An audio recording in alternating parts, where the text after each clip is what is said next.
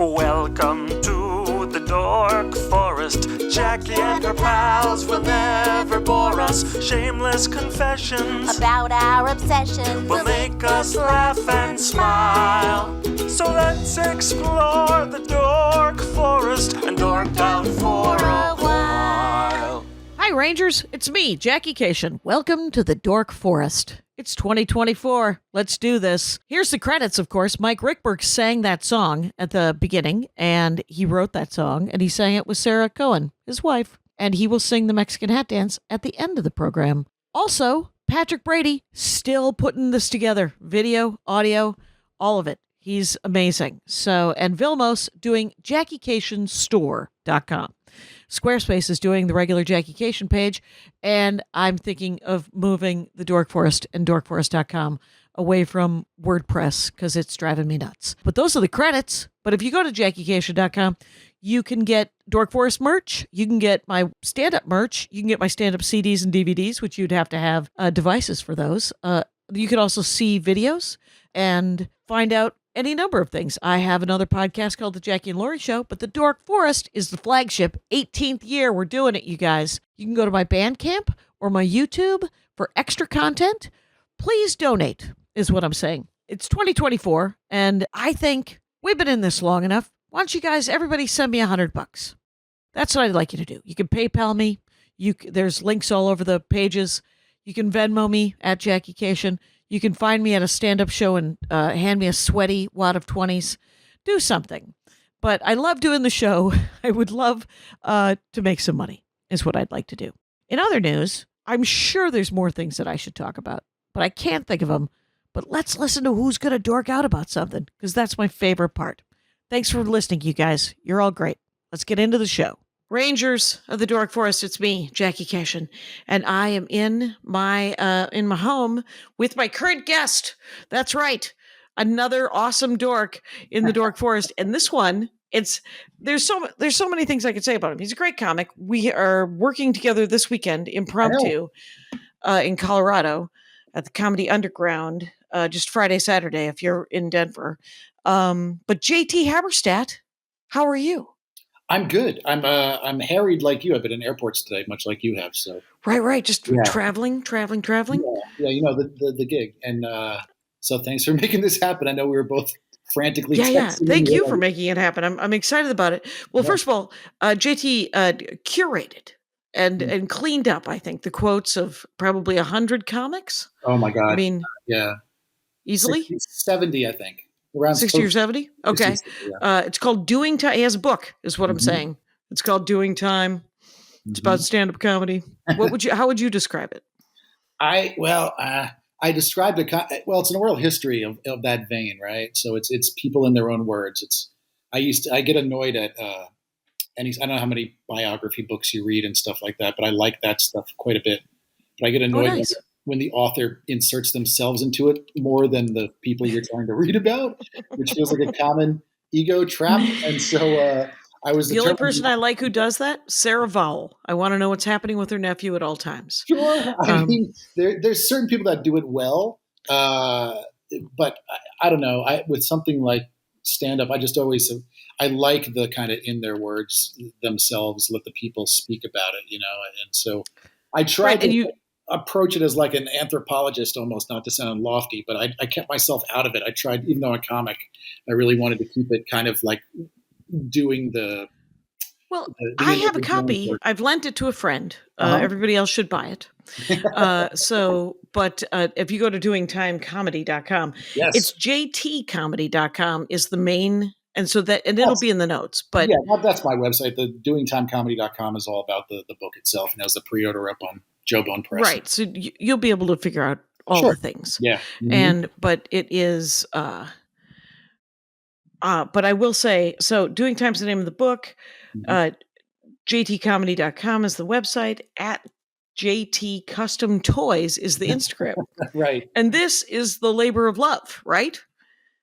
Yes and no. So the custom toys, I'm assuming that's what you mean, that saved me during COVID. That was my every comic which I actually had a bit about in my last special of pivoting, where all the creatives were told, your career is gone now. The world may never recover. You need to pivot into, something else. Right. And Home Depot's hiring, so get off your creative gravy train that's been fulfilling you. Right. They're not going to need anybody to do heavy lifting anymore. I don't know Right. why people believed that. Anyway, there's It was a always strange time. But I, like most of us, couldn't tour, Mhm. and I was kind of going a little bonkers, and I started making some other dude I knew, some other comic had messed around and done a couple custom action figures, and I thought they were neat. So I tried to get one commissioned for my buddy Mishka Shubali, who's a great musician and author who I toured with through the years. Okay. And his birthday was coming up. We have birthdays a day or two apart, and so I wanted to do something cool. So I tried to message the other comic guy, say, "Hey, how much to make an action figure of my buddy?" And he kind of didn't get back to me and was dragging feet, and then Right. kind of priced me a high quote, I thought, for an associate. He didn't want to do it. But That's he what didn't it wanna sounds do like. Right? That's exactly right. Exactly right. He didn't want to do. You speak creative. He didn't want to do it. And I said, that's fine, but I'm a DIY guy. So I'm like, well, I'll just figure out how to make my own. Right. And so I knew I couldn't sculpt or paint or any of those things. I never did any of those things as a kid. I wasn't a model kid or anything like that. I did collect Okay. figures, which we'll get into. But I said, well, I can take a different action figure and make it look like my buddy, probably. Right. And I did. Right. It. That's what they do. That's the modifying that is done in the biz. Correct, yeah. One of Andy's good friends, who's been on this program several times, is a modifier of action figures as well. So there you go. I didn't even know it was is that what you did? thing. Yeah. Yeah. So they call it kit bashing, which I didn't know. I just thought Okay. I always just said I'm just Frankensteining is what I called it. And so I took a zombie-looking guy figure I found, and I repainted it, and I put in a cat and a beat-up guitar, and I said it's Zombie Mishka, and I sent it to him as a gift, and he loved it and posted it on socials, and it kind of took off in a weird way. People were like, "How do I get one?" I was Oh, like, there you go. this was, but a little light bulb went off. I was like, well, that was fun, but And now you had a number that you didn't want to pay, so you could set your price yes, point. that's absolutely correct. Yes. So yeah. And so then the first one I made for fun, I started having these ideas like, what would be a funny action figure that would make me laugh? And the thing that kept coming to my head was I had this Yeti figure that I had bought. I don't know where, but I've had him for a while. It's like a 4-inch Yeti. And I said, it'd be really funny to me for one day, just the term meth Yeti popped into my head. I had this picture of like a Yeti on meth. That Yeti's family is very disappointed. Yes. And so it just made me laugh. And so I'm going to make a meth Yeti. So I just made a Yeti, and I think he had like his mom's stolen television or something, like little accoutrements. Right. I've always liked poster art and had an affinity for that. So I had done layout making, like when I tour with Eddie Pepitone and stuff, we always have cool posters at the merch table that I design. And so I could do layout. So I started messing around with that and having fun. I'm like, this is a good, fun, creative outlet. And I made the meth Yeti, and he had immediately sold. I put him up for I'm like, let me throw this up for $30 and see if anyone cares. Right, because you put some work into it. It's real. Sure. Yeah. But also at the time when everything was at a stopgap, and it was like there's no unemployment at that time or anything there's nothing. There's nothing. Yeah. Yeah. And so I was like, well, let's see. And it immediately went to a tattoo shop in Texas that now has it on their mantle or whatever. Oh, which cool. is cool. Yeah, pretty cool. And then I was like, all right, well then let me just start making some funny things that are funny to me. And I made oh God, who is the guy from Growing Pains who's like a weird religious zealot now? Yeah, that guy. That Cameron? guy. Yes. Cameron something? Cameron, yes. Yes, I made Demonic Possession Kirk Cameron. Oh, there you go. Figure. Wow, so it was just true to life. Yeah, So just, he seems to have lost his tiny lizard brain. Completely off the rails, that guy. And so I made him. I just found another action figure that looked kind of sort of like him, and I started painting, and then I put I think a Slayer shirt on him or something. I started really alternating with the figures in terms of modifying them. Are you doing cloth T-shirts or are you doing painted T-shirts? At the time, what I was doing is because the figure was plastic straight on, it wasn't doll material, right? I printed out the logo as not to get too dork adjacent with layout. Sure. The logo as like a PNG file, and I printed that out and then cut it with a razor knife and glued it over his chest so it looked like a. Oh, okay. Oh, perfect. Yeah. So those long, boring story short, too late. They those kind of took off. Oh, you're in the right place to wax poetic about absolutely every image that you've ever done. Right. Yeah. Well, I put out 2 books of it, which is crazy. So it just launched into the stratosphere. Like people just started. I started doing theme weeks. I did a whole theme week of Shining toys and Stephen King toys, and that led to a gallery in Pasadena, which is a pretty famous gallery. An art gallery or a modified action figure gallery? Like, is it a toy store? It's a horror themed like art gallery called the Sugar Mint. Okay. And it's right at the base of the original house from the movie Halloween that John Carpenter directed. Up in Pasadena. Yeah, it's really cool. And so what's the name of it? The Sugar Mint, MYNT gallery. Okay. And they do all sci-fi and horror themed showings of artists and any sort of medium. And they got in contact with me via a buddy of mine named Bobby, and Bobby Wilcox, who's a great musician, plays with the Dwarves and bands like that out in LA, California, San Fran area. And he put me in touch, and they basically said, we want you to do a piece for our Stephen King show. And I said, okay. Cool. So, but I knew for that I didn't want to do, because when you look at a 4-inch action figure, it can seem underwhelming, right? It's like, well, that's really cool, but that's a little. Yeah. The 4-inch ones are little. I mean, yeah, they really are. They're 3.7. Is that the size you usually work in? Those are the ones I have the most fun with, because there's a nostalgia. I'm a Gen Xer, and so there's a nostalgia of like the old G.I. Joe and the old Star Wars figures. Right. I like that format. But I started doing 12-inch, like the old 60s G.I. Joe figures. Yeah. And so you don't do an any 8-inch. No 8-inch. I messed with 8-inches for a little while. For some reason, I don't like them. I don't know why. They just feel a little. Those are the 8-inch ones are the ones that have the cloth jackets and pants and stuff like that. I thought the bigger ones, the old G.I. Joe ones had those G.I. Joe 12-inch for sure. But the 8-inch. So here's I have a couple things in reserve here. But like Mego, when I was a kid, this is a Mego figure. So it's like a Mego werewolf, right? What's up? Who's Mego? Mego. Oh, is that the company? Yeah. So there you go. And Mego was the company that did all these 8-inch figures when I was a kid. They had all the DC Comics line. Oh, so okay. They did, the Incredible Hulk and Superman and Mr. Mxyzptlk and like all those guys. And I had a bunch of them when I was a kid, because you could take the shirt off the Incredible Hulk and he was green and yeah. But for some reason, messing with I used to take the shirt off of my brother's G.I. Joes. Different reason. Just wanted to look at some chest. Yeah. I'll be over here. Anyway, keep talking. Mego. But Megos are, for some reason, they felt too easy to modify. I don't know. Like, it just felt like I'm just putting a different shirt on a different head. I don't know. It felt a little too easy. And so they, not enough challenge. So I didn't mess with them too much.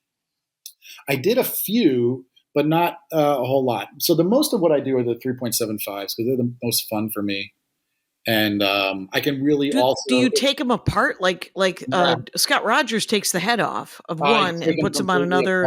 I have an electric saw my dad gifted me that I cut the arms and legs if needed and replace and reglue and repaint. And I sculpt now. Could you make a Grinch for Maria that had the original 4 arms on it? Probably. If you needed, you'd have to find a Grinch. Working now. Yeah, no, I probably could. I can pretty much at the point where I can pretty much make anything. My only one rule, which isn't super hard and fast, depending on. Sometimes I have a don't ask, don't tell policy of myself with heads, where I'll find a head and I'm like, this looks kind of like somebody, and I can turn it in. Like, this kind of looks like Robert De Niro. I can turn it into a Robert De Niro thing, but I don't like 3D printing. I feel like that's kind of cheating. Interesting. All right. So I try and avoid 3D printing. I use it sometimes on heads and stuff. Do you? Well, I don't I did personally. I did an episode of the Dork Forest with a guy who owned a 3D printer, Uh-huh. and he just talked about the different things you could do with it. And there are real reasons to have it, it's Sure. fun. It's a fun toy. But Yeah. for you making these, you like to use sort of found action figures Yeah. and then repurpose. Yeah, that's the thing I like the best. And so sometimes I may find a head and I'm like, this might be 3D printed because it really looks like Bill Burr or whatever. But I'm working on one now, which, well, spoiler, I haven't done it yet, but I'm making Bill Burr Baggins, which is Oh, right. So he might enjoy that. I might try and get it to him. That's the thing too, is like I've used it during COVID as like a connecting thing where once they started taking off a little bit, I was like, okay, well, I'm surviving a little bit on this, which is crazy. Right, you're making some cash. I'm making some cash. And also, I just gifted them to a lot of people that I was fans of, one being David Lynch. Wow. Yeah, like his people reached out and saw one of my designs and really liked it. And I said, well, he can have it, for his office. And I just found out it's going to be in his official archives at like Harvard or something soon this year. Oh, that's amazing. Which is crazy. So it just started kind of snowballing like that. I started trading art in the mail with people like Raymond Pettibon, who did a lot of Sonic Youth and Black Flag album covers back in the day. And okay, like trading art with my heroes, which, I don't know, it just really was surreal and awesome at the same time. So it's definitely now when I'm off the road, I come home and I work on toys, which is a pretty good place to be. That's okay. That's if you're making okay money on both of those things, and both of those things are things you like to do, right? That's a win. Yeah, you know how the arts go. It's always better to be juggling multiple hats, I feel like. Yeah, don't talk to Kilmartin about it. She wants to wear one hat. Oh, really? She'd like to wear one hat, and she'd like it to be successful. I applaud it. I just She's got one head. She wants to wear one hat. Except for that, of course, she is also a writer. She's writing on Kimmel, and she's also doing stand-up comedy all the time. That's two hats. That's two hats? Those are different hats? Yeah. So I've been doing a lot of theme weeks too, because to try and just like, I really do toys when I get the urge to do them. And so there'll be weeks when I don't do any. Right. And then I'll just have an idea for like the Bill Burr Baggins thing or something. Are you just going to like thrift stores and Goodwills and stuff like that and buying boxes of parts? What do you do? Some of that when I can. Yeah. There's consignment shops around Austin, and there used to be a really great toy store called Annie's Closet, which was here where I used to go and find some really cool stuff, but that closed. I check the internet a lot. I check eBay a lot, and find like people just getting rid of a lot of like, look at all these action figures without heads. Who wants this? I'm like, I do. I do. I'd like to repurpose those feet completely. Completely. So you talk about like making the Grinch with 4 arms. Like I would be searching. Not the Grinch. Grimace from McDonald's. The Grinch. Grimace. Oh my! He had 4 arms originally. In the 70s, he had 4 arms, and then for some reason, now he has 2. Okay. Mm-hmm. Grimace has always been an odd one. Yeah. He is an odd one. He's a 7 foot tall ermine purple billionaire. Is what Maria's bit is about. Billionaire? Oh, billionaire. Well, billions are sold. So fair. He's friends with Mayor McCheese. Anyway, so I bet I could make him. But I'd be looking at sci-fi stock toys back in the day and stuff like that. Just kind of going. I think more Sasquatchy kind of stuff, right? Yes. Yep. Is that what it would be? Yeah, Yeti adjacent. Right. So, but then the problem becomes, which was something I encountered early on, is like, well, how do I package it? Because on cards, like mint on card kind of thing. Like I had no idea where to get like the plastic bubbles from like the Star Wars figures. And stuff. Right. And like that's not a common thing that people would need. So I found those on Etsy. There is a place that had some. So it's just making those weird, like they have like they probably have like a mold machine, like a plastic molder. I imagine they're like, crank them out. What do you need? Yeah, totally. And the hardest thing was finding the 12-inch G.I. Joe size, like packaging for that. Where do you look to find that? I found one place, and I'll never reveal where it is because I'm terrified someone's going to buy all the stuff from me, because it's like the only place I found that does deluxe packaging like that. And they're pricey. It's $15-$18 for one thing. Oh, for the But boy, packaging? yeah, but boy, does it look impressive. It's like this giant Okay. open close. Oh, does it look like kind of the Barbie, like the Mhm. box? Is it like a Yeah. diorama box, So but it's not quite a plastic and diorama cardboard? box. It's what you'd imagine a giant action figure would be, with like a giant bubble out, but it opens and closes, so you can take the figure out and play with them or put them back. Oh. And the back has clearness, so I double side the art, so there's like a little quote from the movie or whatever if I'm doing like a Conan the Barbarian or something like that. Did you ever know? You know Jimmy Pardo, obviously, right? Well, not personally, but I know very much. I know You him know very- of. Yes, And yes. he is married to a stand-up comic who is now a writer.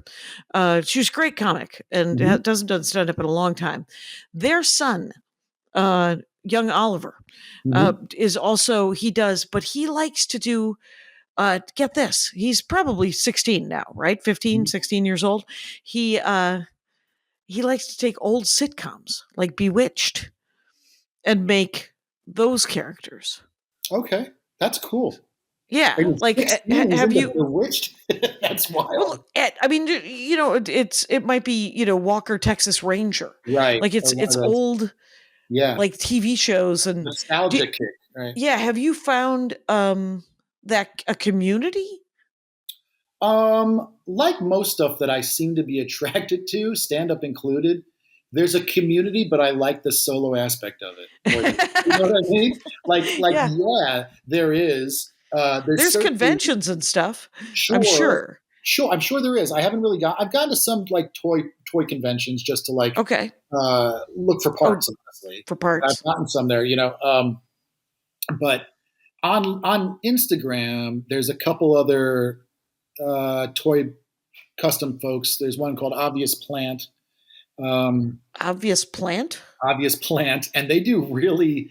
I don't even know how to describe it. It's almost like just super wise ass stuff. They I don't know how much of a horror fan you are, but they did one I think this week, and it was called like if you ever seen The Thing by John Carpenter, there's a scene where they tested. I understand it's the best movie. This It's is what I've been amazing. told by at least Amazing 30 stuff. guests of the Yeah. Dork Forest. I won't hark on it, but it's a great film. But there's a scene where they test each other's blood to see if it's the monster, right?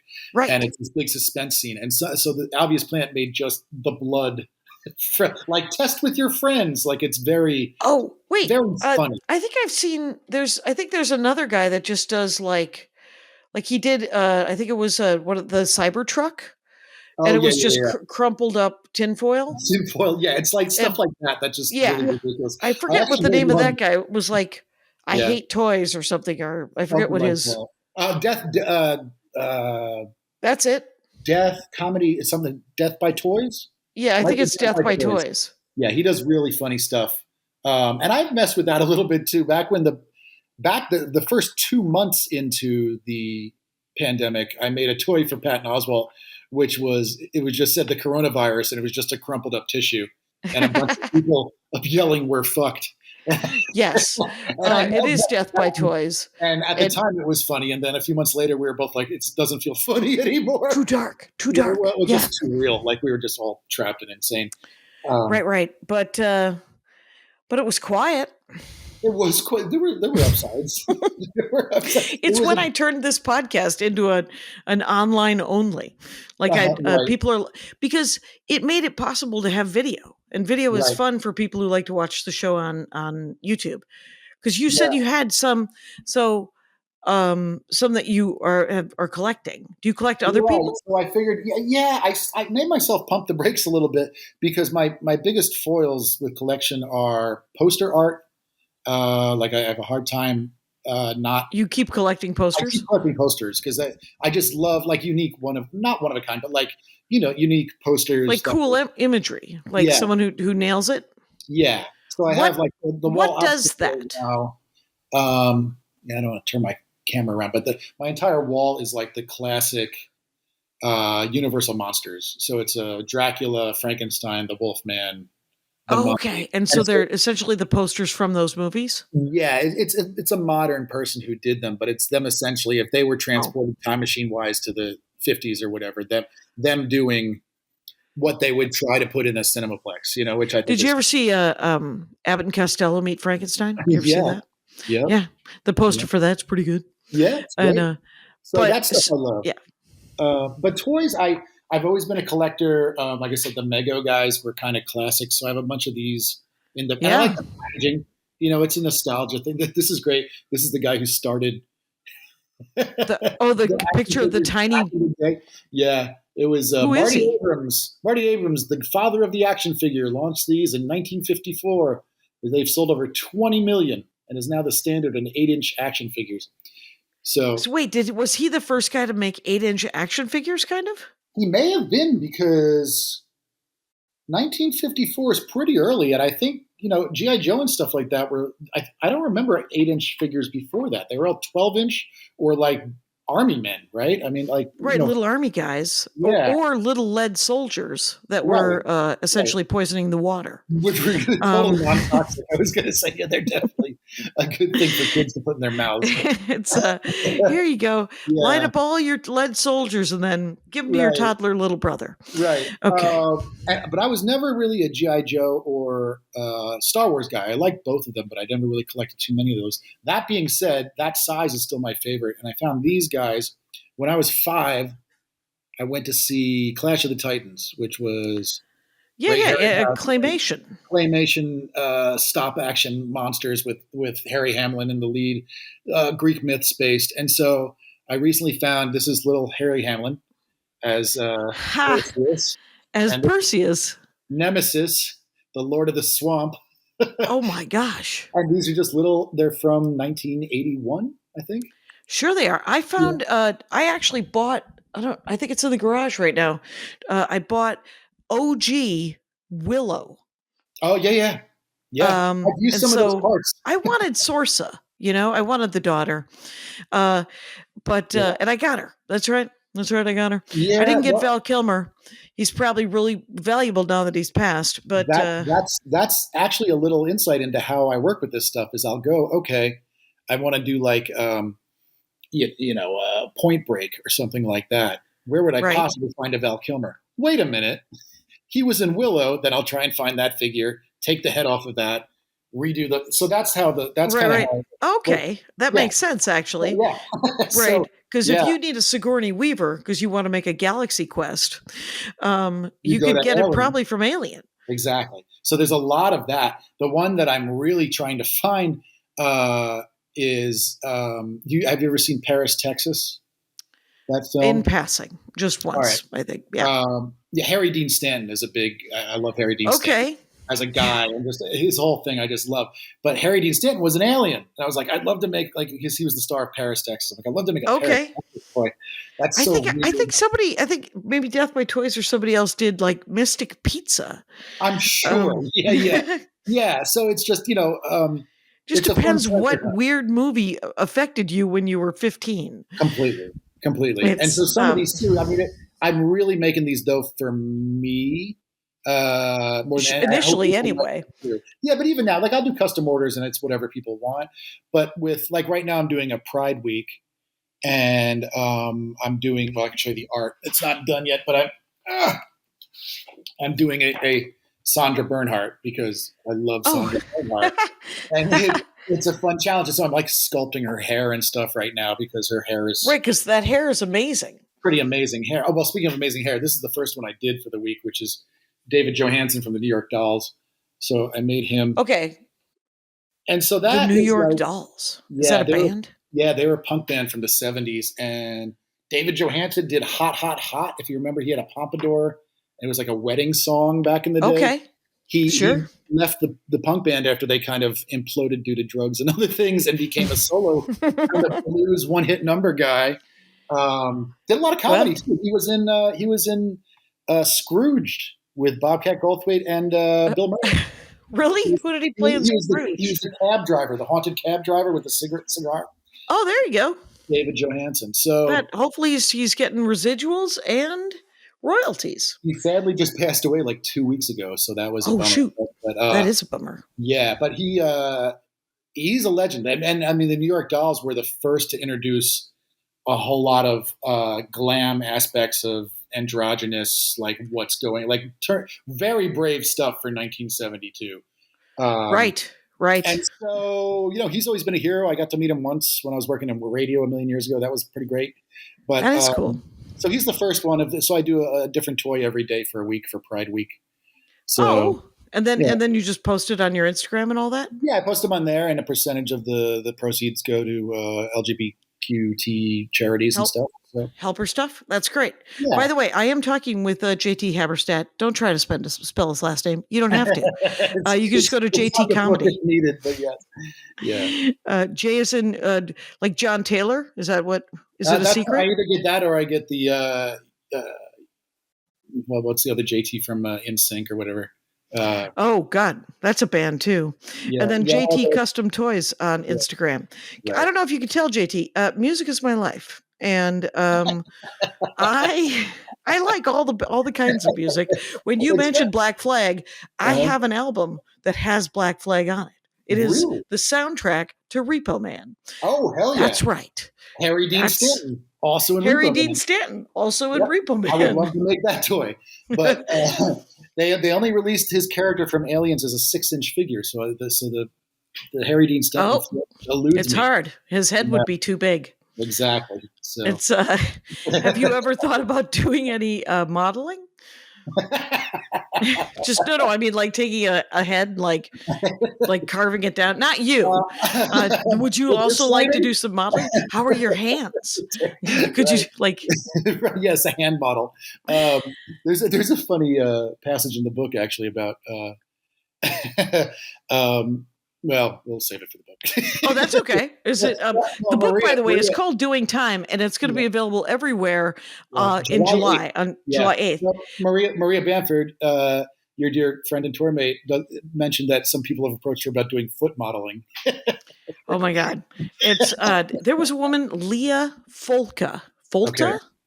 Leah, Leah, and I think it's either Folta or Folka. She was just Comic of the Week last week, and she has a joke about foot fetishes that you should find her. LA Comic. It's very funny.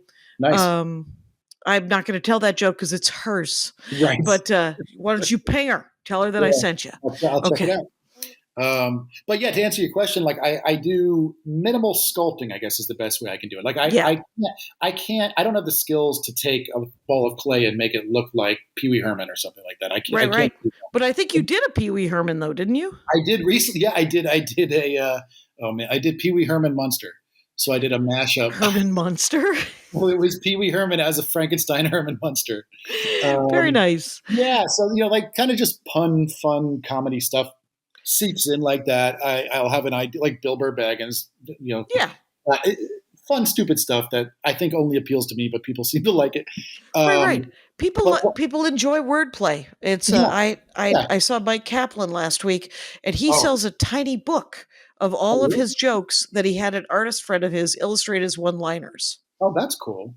Wow. And so when you say a tiny book, you mean like a tiny book? No. It looks like a kid's book, like a golden book, kind of, but a little shorter. So it's a square, and then you open it up, and it's a cartoon depiction. It would be like if the New Yorker cartoons were fully colored. That's awesome. Because it's just one line, and you can hear Mike Kaplan's voice. And that's great. Nice. I like that there's separate art that we're all sort of doing just for funsies, Yeah, for sure. I mean, that's anything good, I think, comes out of that initially, right? If I were to say, oh no, I can't tour anymore, I need a business that's also creative, that would feel transparently gross and ring hollow. And so the fact that I was never a model kid or anything, so I had to teach myself how to paint, how to, what to sculpt with, how to figure out the layout so it feels, substantial and not just flimsy paper. Right.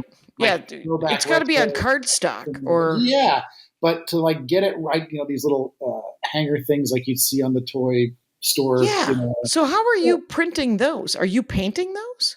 So no. So what I do is I do the layout in InDesign, like in Adobe or some sort of InDesign and Photoshop, and then I output it to the right size I want and send it off to Office Max or one of the major, somebody with a high color printer, laser printer that looks good on cards. Okay. And then I have a a giant, trimmer, paper trimmer. Oh, right. And so I double back them. You're a comic book fan, right? Right.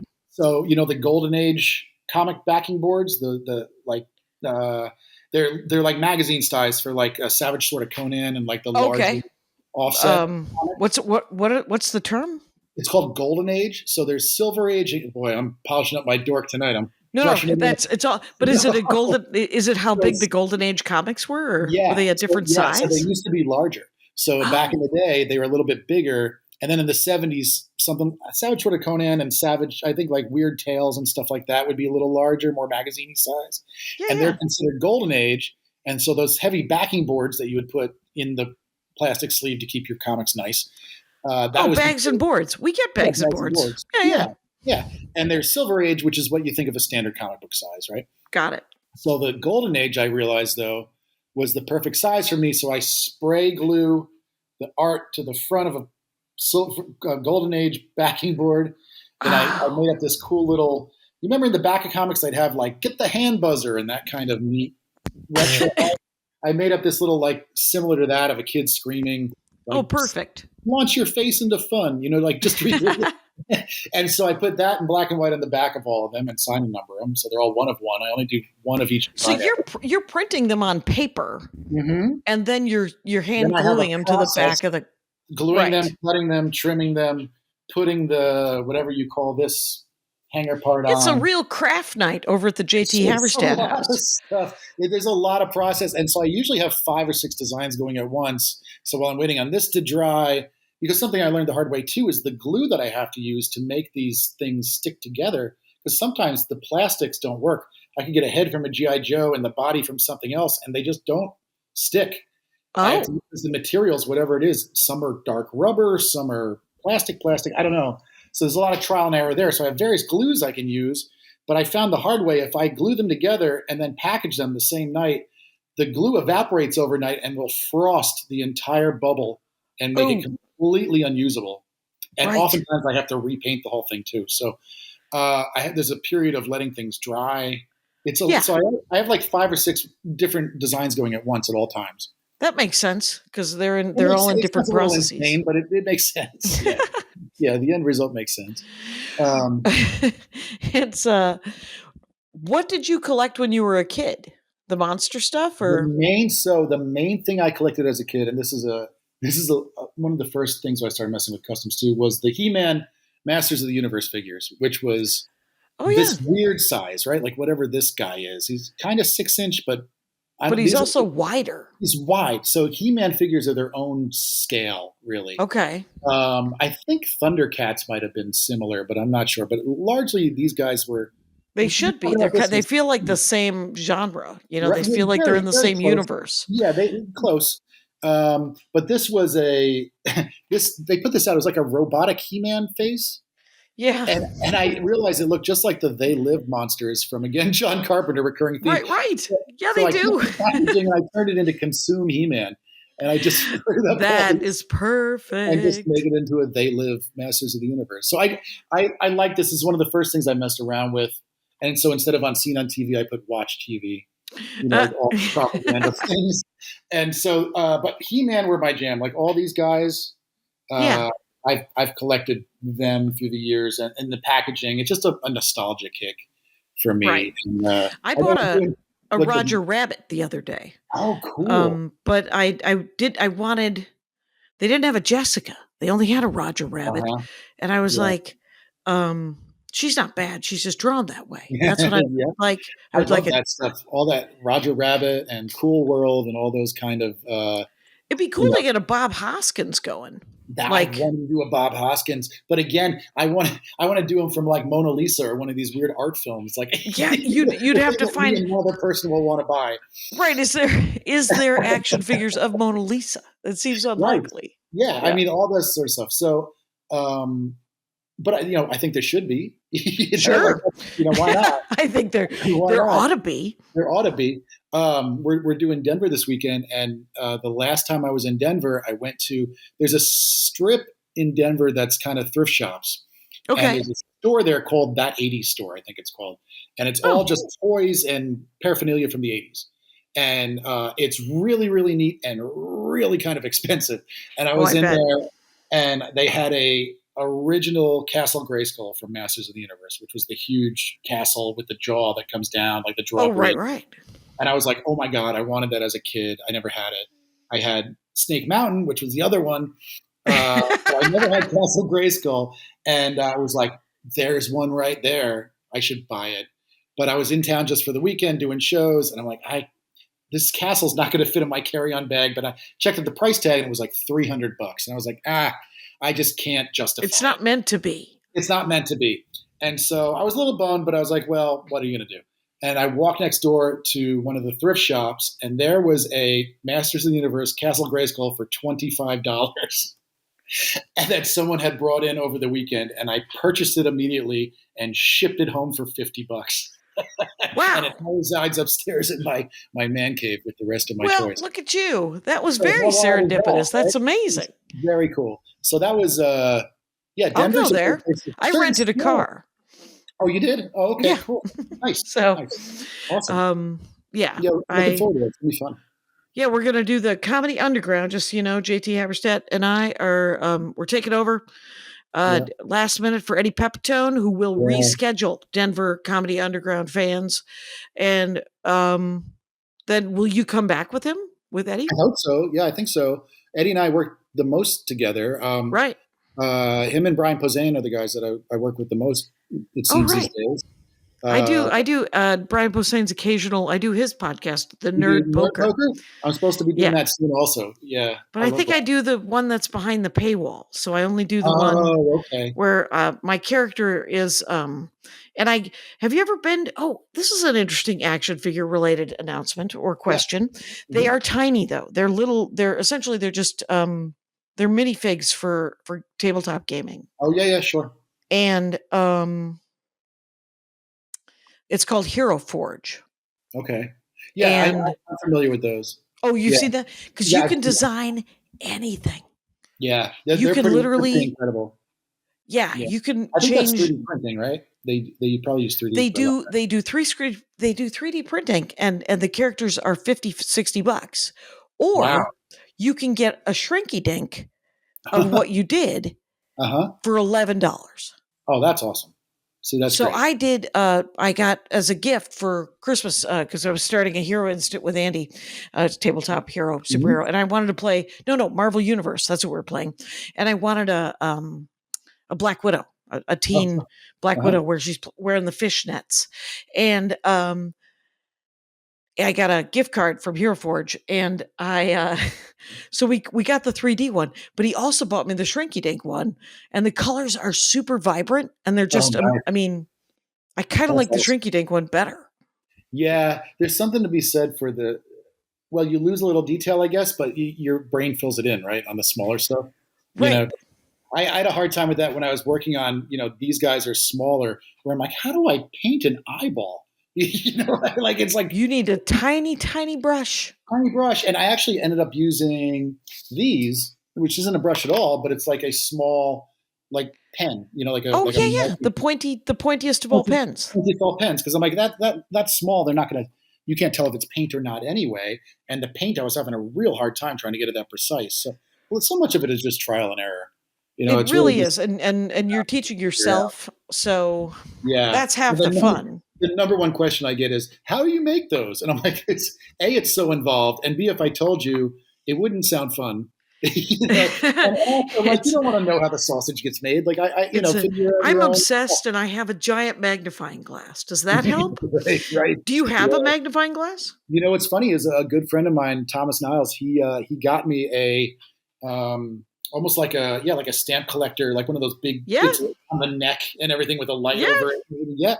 Yeah, like and I use that for painting tiny stuff sometimes. That's perfect. That's But I also just got bifocals, and so I try not to do too many really detailed tiny things like that because it is not good for my eyesight. Oh, okay. I can feel it afterwards, and I'm on the computer enough, so yeah. most of my stuff is not that detailed, but yeah, it's more just fun. Yeah. So fun is the whole point of it, and Indeed. and I'm just happy people still care and still buy these things. It's great. Right. So what's the next themed week going to be? If this week is Pride This Week. week is Pride Week. The next theme week I might do is I think I'm leaning towards Crime Week because I'm a big true crime fan. Not that I'm going to make serial killers and stuff like that. I don't like that. No, you But don't want to give them names and faces. I'm not a big fan of that stuff. Yeah. But I do I love Forensic Files, and so I did a series of Forensic Files characters. So it was like the dad that definitely did it, and it's just like a dad. And the kid who's definitely missing, and it's just his bike or whatever. Just kind of dark humor, but funny to me. Have you ever? I did a Departed one time, which was just a rat.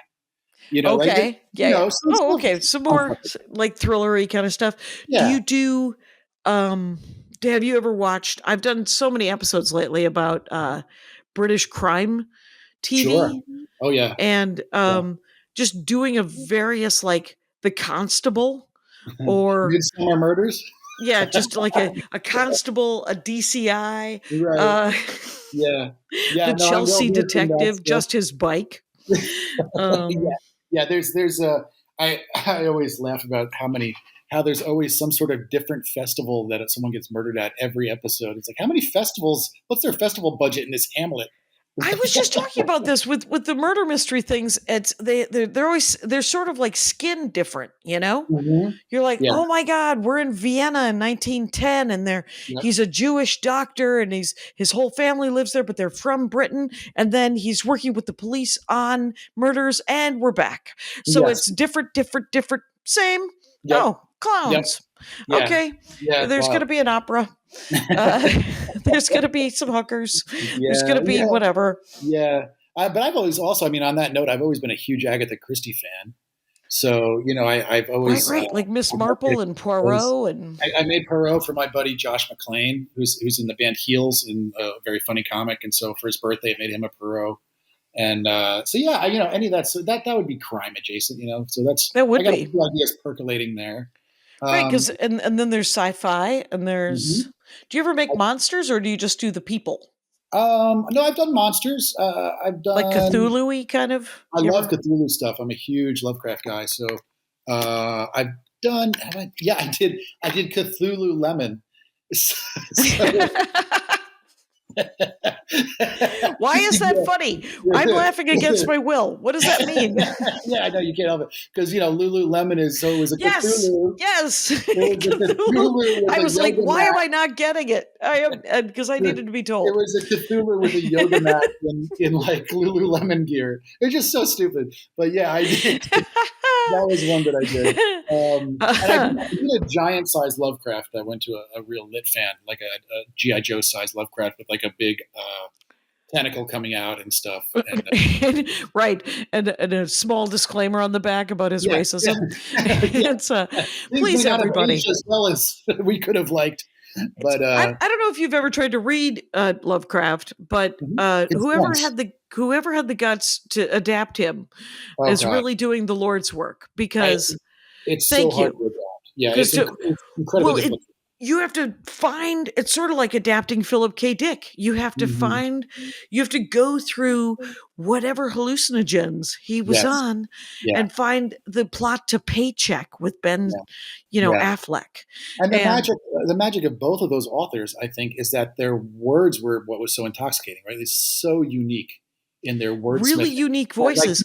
Could not decipher it for the love of the baby Jesus. Could not do it.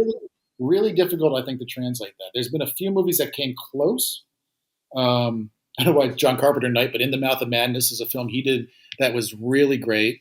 And that's very Lovecraftian.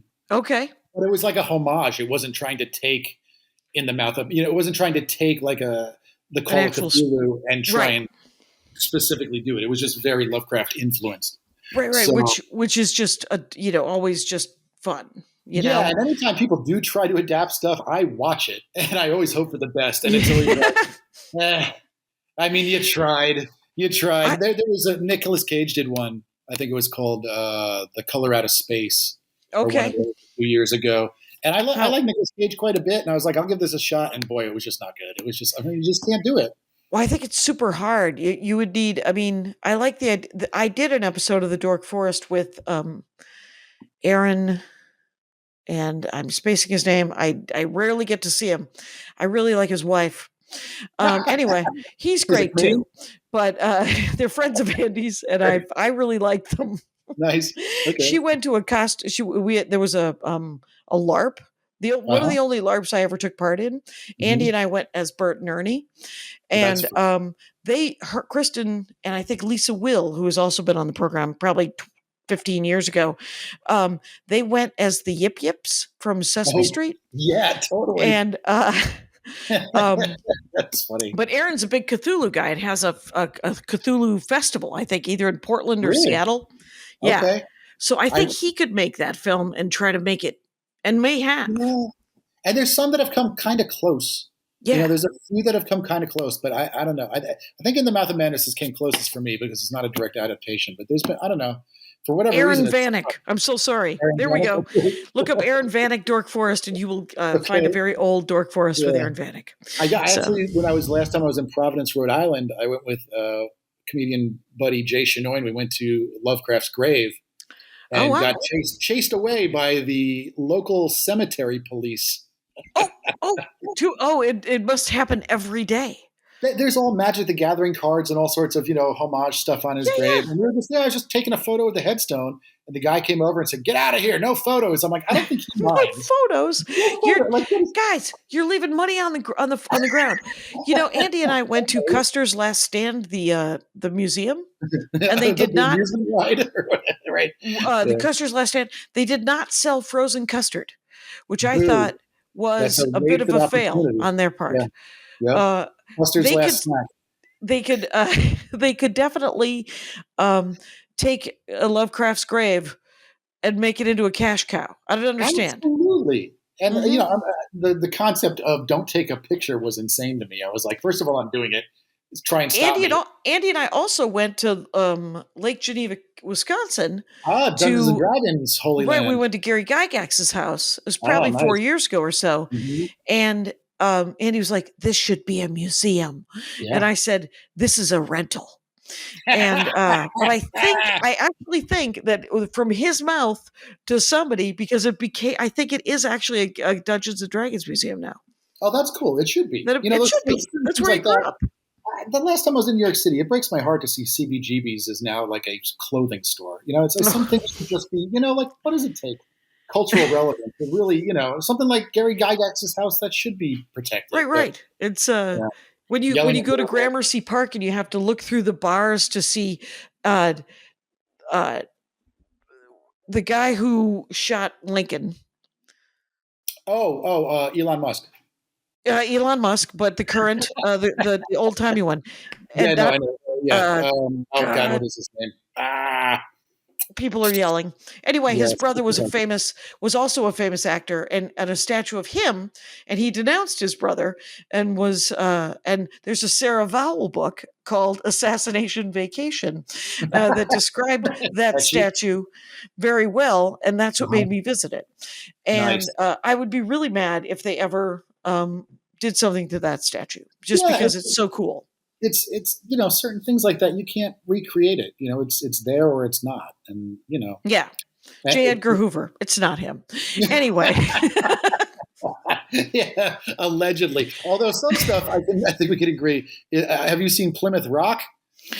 That is some bullshit. That is some real. I worked in Provincetown, Massachusetts for 3 summers, and there's a monument to the fact that that's where the Pilgrims first landed. Okay. And tourists would I worked at a hot dog stand, footlong hot dogs. Footlong hot dogs in Provincetown? Yep. That's very funny. And there would be young gay men would come up, and I'd always get to say, "Don't forget to put a condiment on that," because I had some free time in my brain box working at a hot dog stand in P-Town. Oh my God! One of my favorite comics ever, Kristen Becker. I call her my comedy sister. She lives in Provincetown and runs a ton of shows there. And she had Eddie cool. and Tone and I come out and do Provincetown, and we had a blast, but we are not that demographic. 2 white guys yelling about things. And we had such a great time, though. And then that was the place I got Eddie to break his, not that I was pushing him, but I got him to break his veganism in Provincetown. Oh, to have a lobster or something? I said, I'm ordering 2 lobster rolls. You are welcome to have one. Otherwise, I'm eating both of them in front of you, and that's what got him. Right.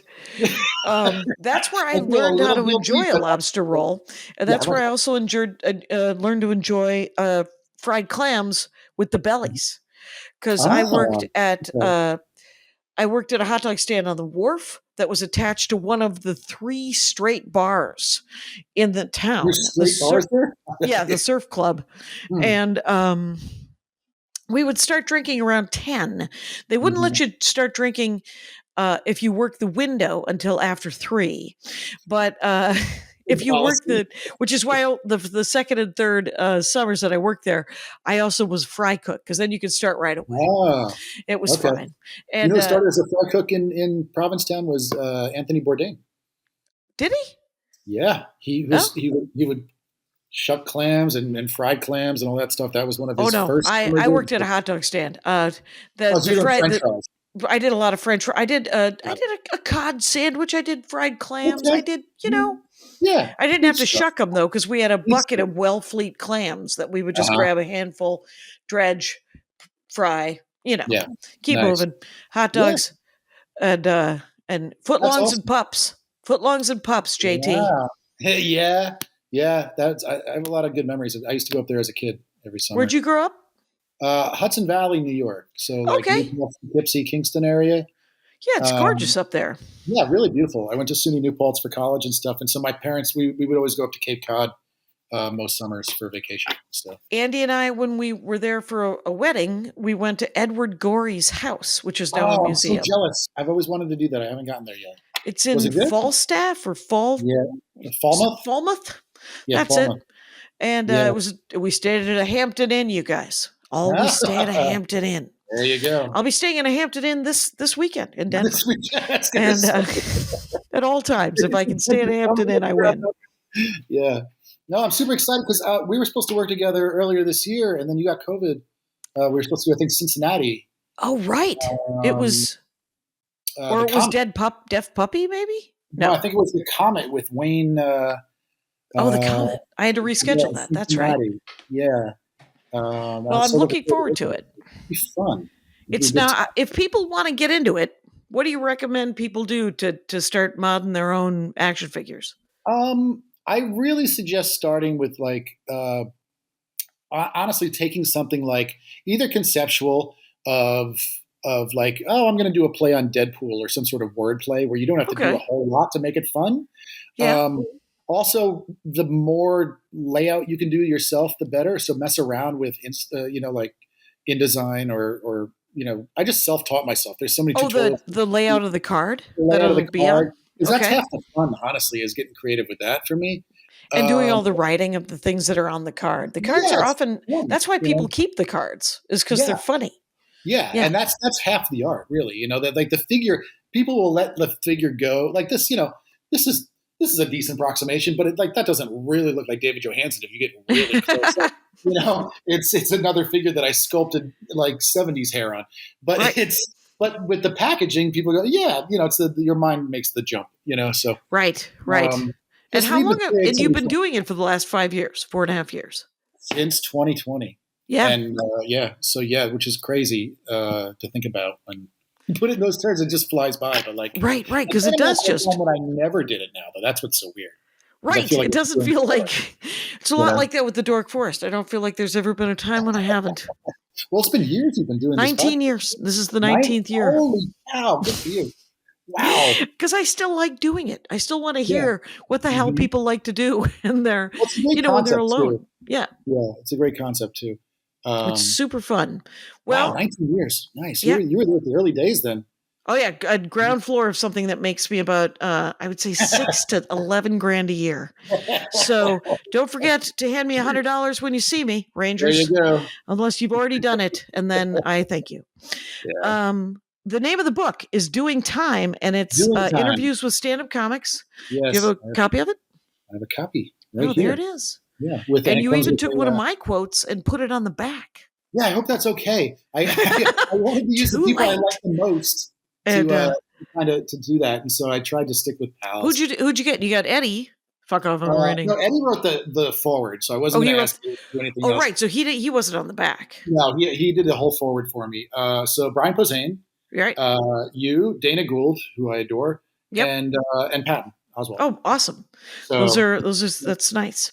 So Yeah, doing good. time. So if you go to jtcomedy.com, it will lead you to doingtimecomedy.com essentially. It's going to be out worldwide on UK's Jawbone Press. You just go to jawbonpress.com also. That's the pre-order. Right, July 8th. Or if you July just 8th, finally. Yes. and JT's Instagram is at JT Custom Toys. So you could look at all of his toys, you could hear about his stand-up. Do you have a podcast?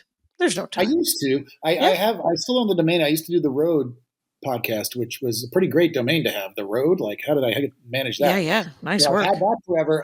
During COVID, I started doing a talk show thing called The Road Live, where I'd have myself and 3 other creatives, a lot of comics, some artists, some musicians, and we'd have just a conversation about a different topic each week.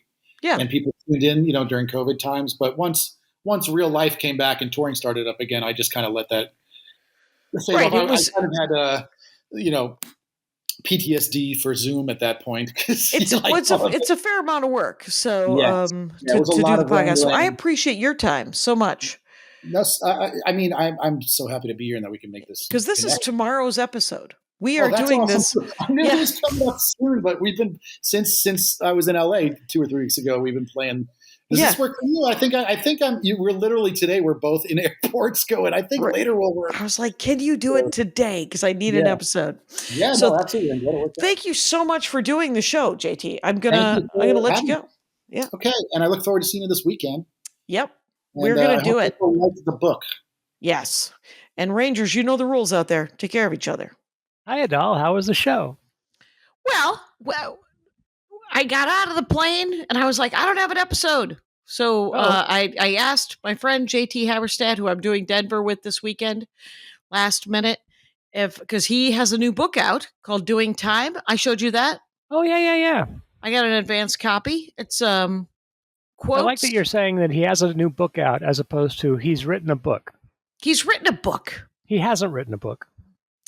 Well, he curated it, don't you think? He's curated a book, yes. Yeah, and I think he tightened up because there are many quotes from me because it's essentially about stand up. Yeah, and it's about what the parts of stand up are like. And right. It's basically a big collection of quotes from comics. About various parts about different things. Like each chapter has got its own topic, and so and then it's a whole bunch of quotes. It's about and he certainly tightened up whatever I said. Oh, good. Oh, that's good. So I think all right then. It's a compilation. Curated and edited. And curated. But I like that edited. He's got a book out. Is the right thing to say. That's what I think so. Yeah. And I said I like it. I like that. Right. I hope he isn't offended that we're saying that he didn't write it. You too. Me too.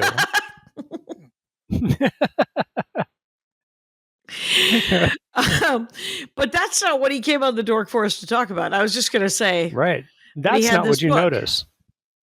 No, well, he's got a dorkdom about action figures. Oh, and I know that's you exciting. Like action figures. I do like action figures. So I thought it was going to be like your action figures, and then he said that he modified action figures, and then so I thought it was going to be about Scott Rogers' action figures, right? Because Scott Rogers makes Batman out of everything. He makes Batman out of everything. And then I was thinking about Danielle and Jimmy Pardo's son, Oliver, who takes old sitcoms and makes action figures out of I don't know, sitcoms, like Three's Company. He'll take the characters. He makes action figures for old sitcoms. Yeah, like Walker Ranger. He'll just pick weird old TV shows.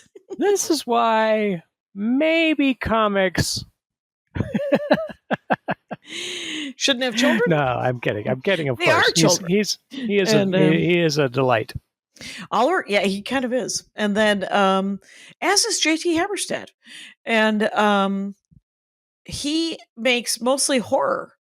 Oh, okay. And so he makes the monsters, or does he make the heroes of the horror movies? He likes to take, he'll take Like he wants to find a Harry Dean Stanton, right? So that he can put him in his horror movie or some horror movie he did and make that figure. But is there a Harry D. Stanton from Repo Man? Like who made an action figure of that guy? Right. He takes the heads off and he has parts. And, right. So once an actor has been memorialized in action figure form, then he could be in any movie you want to make a figure for. Right. He also collects the old Mego. Have you ever heard of Mego? Mego? Yep. They were actually the American company that brought over Micronauts in the 70s. Which is your action figure of choice. My action figure of choice, yes. And so they were basically the American publisher, for Micronauts. Yeah. And he said it was something happened. Some guy named I've written the name. Can I read it? They did a ton. They did all of the superhero action figures. They did DC. He said it was they had the DC contract. Right. They were like the ones that actually had little cloth costumes and the whole works. Yeah, and he likes a 4-inch. He likes to work in 4-inch action figures. Oh, okay. I like a 4-inch action figure too. Oh, do you? Okay. Yeah, that's the Micronaut size. Oh, is that the Star Wars action figures and Micronauts? That's what he said. He said Star Wars, and then he also doesn't mind a 12-inch. Right, which are the G.I. Joe size. The G.I. Joe size, Barbie size, and then the 8-inch. Is that what our Spider-Man is? Yes. Okay. He's on the 8-inch. Yep, exactly. Okay. I had to look. He's hanging from a lamp over here. He is because he's Spider-Man. Probably show you. There he is. You could actually see him. Pretty great. Anyway, but his favorite thing is to make the cards that they go on. Oh, right. Because that's where a lot more of the art can be. Yes, yeah. The action figures used to be pretty simple, and you would sell it with the card. Right. So he's like, this kind of looks like this guy from this band. But the card's great, right? And he's right. They are great. That's right. Anyway, it was a really fun episode, and I was very surprised because I was pretty tired, and he nailed it. JT Haberstaat. And he kept you awake. He kept me focused. That's a good episode. That is a good episode. So I hope everybody enjoyed it. And he has a book out, so get in on it. And Rangers, you know the rules out there. Take care of each other. My hat, my hat, my hat. They're dancing around my hat, my hat, my hat, my hat. Well, what do you think of that? If it looks like a Mexican hat dance and it sounds like a Mexican hat dance, it's most likely a Mexican hat dance. So take off your hat and let's dance. Yay!